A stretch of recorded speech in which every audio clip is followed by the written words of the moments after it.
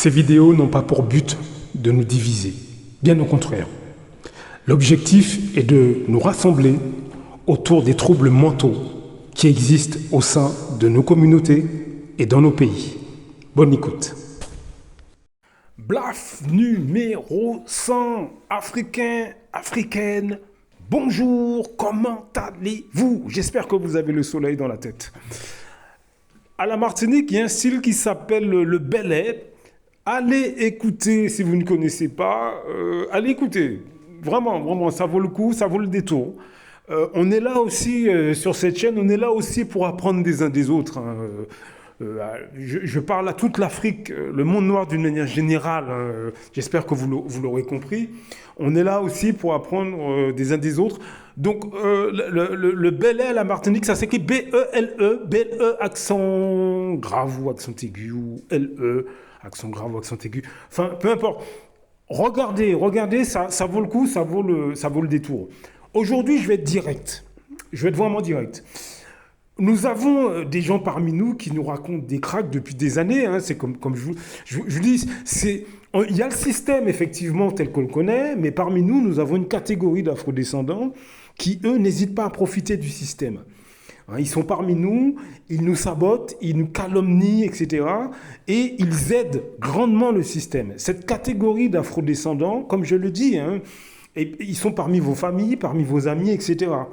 Donc, je le dis à chaque fois, il y a le système tel qu'on le connaît, l'esclavage, la colonisation, etc. Mais depuis des décennies, il y a une catégorie d'afrodescendants dans toute la diaspora qui sabote elle-même sa communauté. L'une des choses qu'ils font, et il y a plein de choses qu'ils font, mais il y a une des choses qu'ils font, c'est qu'ils vous incitent à aller dans la mauvaise direction. C'est extraordinaire, le nombre d'afrodescendants qui vont vous critiquer parce que vous passez un concours, parce que vous achetez une nouvelle voiture, donc ils vous calomnient, ils vous jalousent, etc. Alors qu'eux-mêmes, dès qu'ils le peuvent, ils profitent du système.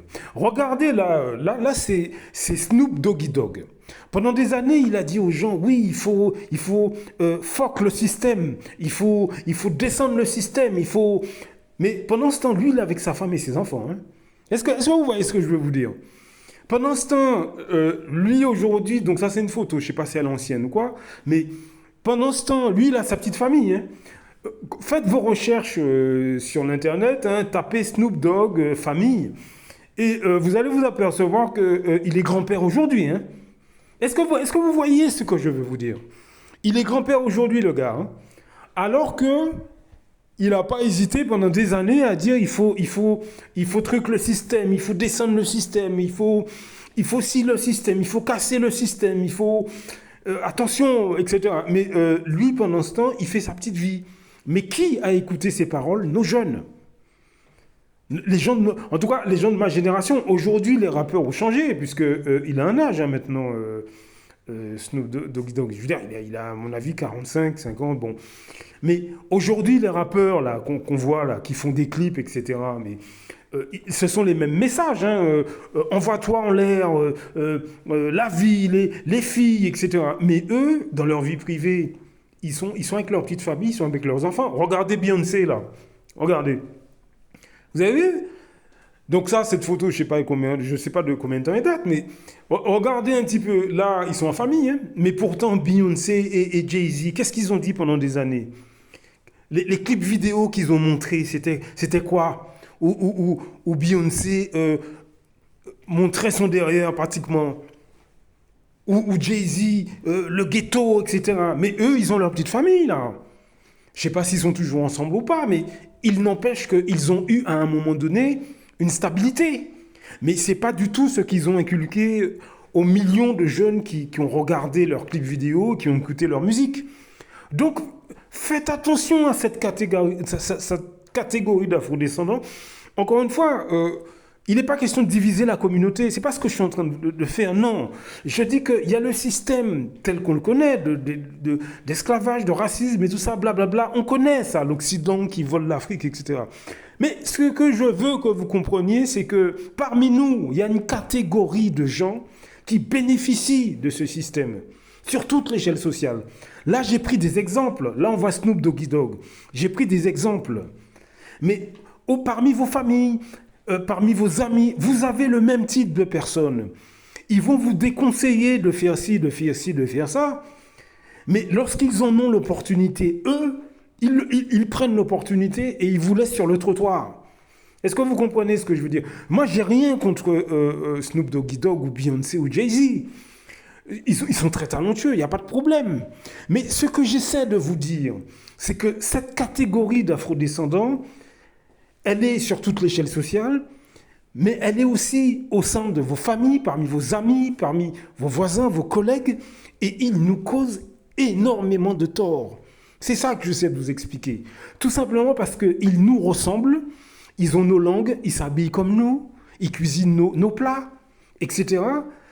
Donc on fait confiance à ce qu'ils disent et ce qu'ils font, alors qu'ils sont mal intentionnés. Parce que là, les gens que je suis en train de vous montrer, là, eux, ils sont millionnaires, milliardaires aujourd'hui.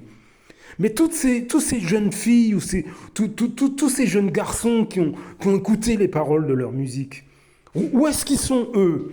Avec des papas différents, les filles, les garçons ont semé leurs semences partout, et puis donc ils ont des enfants dans tous les sens. Voilà. Est-ce que vous comprenez? Et encore une fois, je ne suis pas en train de descendre le talent de ces gens. Il n'y a pas de problème, ils sont talentueux, et c'est pas ce que je suis en train de critiquer, non. Je dis simplement que nous avons parmi nous des gens qui, soi-disant, nous disent des choses, mais quand ils ont l'opportunité, eux, d'en profiter, ils en profitent. Les gens dans votre famille qui vous jalousent parce que vous avez un autre boulot, un meilleur boulot, ou parce que vous avez plus d'argent, ou parce que vous voulez acheter un terrain. Bref, quand vous essayez d'évoluer, etc., ils vous calomnient, ils vous jalousent. Mais maintenant, quand eux ont l'opportunité d'avoir le même terrain, d'avoir la même voiture, d'avoir le même argent, ils prennent l'opportunité et ils vous laissent sur le carreau. C'est ça que je suis en train de vous dire. Est-ce que vous comprenez ce que j'explique? Donc, de faire attention à cette catégorie d'afrodescendants. Ils sont en masse. C'est une catégorie importante. Il n'est pas question d'accuser tout le monde ou de se méfier de tout le monde. Non. Je dis simplement que cette catégorie de personnes, elle est assez importante au sein du monde noir. C'est ça que je suis en train de vous dire.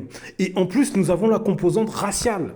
Ces gens ne se comportent pas comme ça au sein des autres communautés. Non, ils ne le font pas. C'est exclusivement avec leurs semblables. Donc c'est racial. Nous sommes devant des afrodescendants qui ont une mentalité que l'on retrouve dans le livre de France Fanon, Peau noire et masque blanc, sans aucun problème. De l'extérieur, vous n'avez pas l'impression, tout simplement parce que, comme je l'ai dit, ils nous ressemblent, ils s'habillent comme nous, ils se coiffent comme nous, ils écoutent nos musiques, ils cuisinent comme nous, ils ont nos accents. Donc on n'a pas l'impression, ils sont parmi nos amis, nos familles, nos voisins, nos collègues, ils nous font des sourires, on mange avec eux. Donc on n'a pas l'impression que ces gens-là nous causent des dégâts. Mais pourtant c'est le cas. Est-ce que vous comprenez ce que je veux dire? Pourtant c'est le cas. Ils nous causent beaucoup de dégâts parce qu'on suit leurs conseils, mais eux nous manipulent. Cette catégorie d'afrodescendants. C'est pas tout le monde noir qui est comme ça. Non, c'est une catégorie. Et dans toute la diaspora, vous avez cette catégorie de personnes. Donc attention, attention. Parce que ce sont des gens qui, directement ou indirectement, ils profitent du système pour eux-mêmes. Et ils nous font croire que nos problèmes viennent uniquement du système, alors qu'en réalité, ils participent, ils amplifient nos difficultés en nous manipulant, en nous faisant croire qu'ils sont de notre côté, alors qu'ils ne le sont pas. Est-ce que vous comprenez ce que je veux dire? En fait, depuis plusieurs générations, on a beaucoup de problèmes, mais tout simplement parce que cette catégorie d'afrodescendants nous sabote de l'intérieur, comme je le dis dans tous ces audios. Ils nous sabotent. On les retrouve bien sûr en politique, on les retrouve dans le monde des médias. Il n'y a pas de problème, ça on l'a compris, mais il faut comprendre aussi que au niveau des masses populaires, au niveau des gens que vous côtoyez au quotidien, ils sont aussi présents. C'est ça que j'essaie de vous dire. Il n'est pas question de diviser les familles ou de briser les cercles amicaux. C'est pas ce que je suis en train de faire.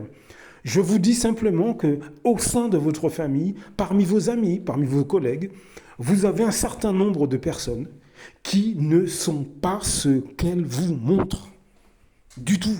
L'objectif, c'est de vous garder à leur niveau médiocre. Mais par contre, eux, quand ces personnes ont des opportunités, elles en profitent sans aucun problème. C'est ça que je suis en train de vous dire. Et elles détruisent la communauté de l'intérieur. Ces gens, même de manière inconsciente, mais les gens que je vous décris savent ce qu'ils font.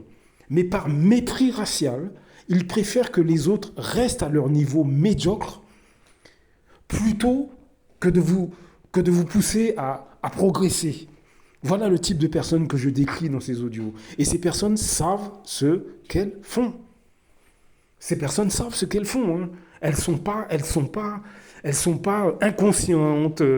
Y a peut-être un certain degré d'inconscience, peut-être. Mais quand elles vous déconseillent de passer des concours, quand elles vous déconseillent de changer de boulot, quand elles vous entraînent à aller en soirée, à fumer ou faire je ne sais quoi, elles savent très bien ce qu'elles font. C'est ça que j'essaie de vous dire. Ces personnes peut-être sont aliénées, sûrement, mais elles savent très bien ce qu'elles font. Donc, apprenez à discerner ce type d'afrodescendants autour de vous, famille, amis, voisins, etc., collègues, etc. Observez ces personnes. C'est une maladie mentale. François Fanon en a parlé plus d'une fois. Lisez le livre Peau noire et masque blanc. Nous avons malheureusement ce type de personnes parmi nous. Ces personnes qui défendent les intérêts des autres communautés. Ils défendent les intérêts des membres des autres races. Malheureusement, ils ne sont pas pour le monde noir. Et ils sont aussi parmi vos familles et vos amis. C'est vraiment important de le comprendre. Parce que ces gens sévissent depuis des années. Depuis des années, ils sévissent. Et c'est une des raisons majeures qui fait qu'on a beaucoup de mal à progresser depuis plusieurs générations. Est-ce que vous comprenez ce que je dis? Donc, ouvrez les yeux. Blaf! À très bientôt. Beaucoup d'Africains se lèvent contre des autres Africains. C'est généralement à travers la corruption. L'Europe, l'Occident le sait. La meilleure façon de faire tomber un Africain qui se lève pour les intérêts des Africains, il faut aller corrompre ses amis ou ses compatriotes. C'est comme ça que c'est toujours à cause de l'argent. Celui qui a fait tomber son cara, il a fait beaucoup. C'est parce qu'il voulait être son cara à la place de son cara.